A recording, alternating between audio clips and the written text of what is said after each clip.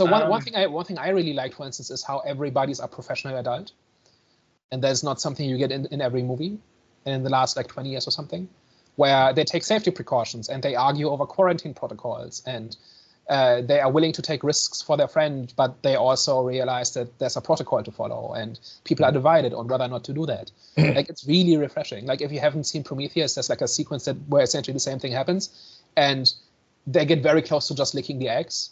Like that's how little they care about safety.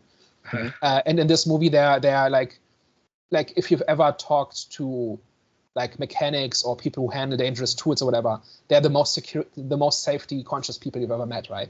And they kind of strike me as this, and so they realize that there's at least the potential for danger here, and they act accordingly, and it still gets out of hand.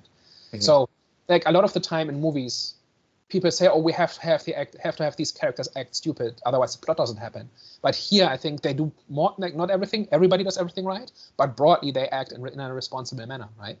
And it still gets out of hand. And so when it does get out of hand, I personally care more, because they at least tried, or they made a believable attempt to do this safely, and it still blew up in their face. Yeah, like, it's much more impactful than if they were just reckless cowboys.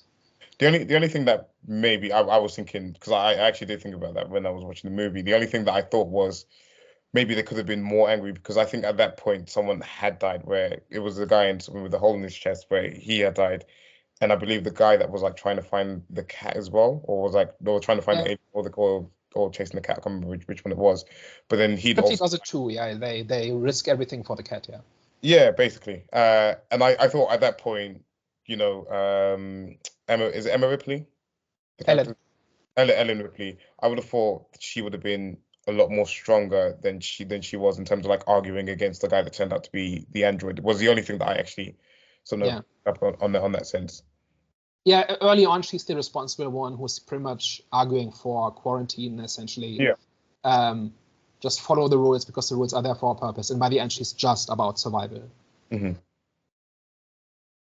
was gonna say, in terms of like the protocols and stuff, and how obviously, you know, in this movie in comparison to Prometheus, they were more professional. But wouldn't you say that's a reflection of the time? Because I feel like with the generation now, they're a bit more daredevil-y, if that makes sense. No, but I sometimes it's just people just think stupid in movies.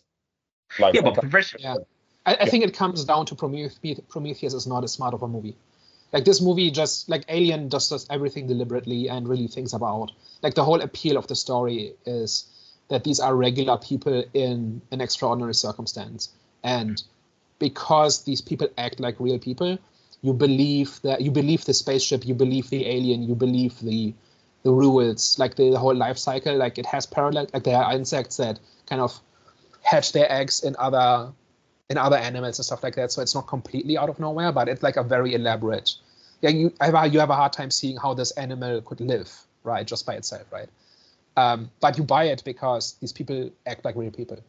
And I think Prometheus would have been a better movie if the same had been the case.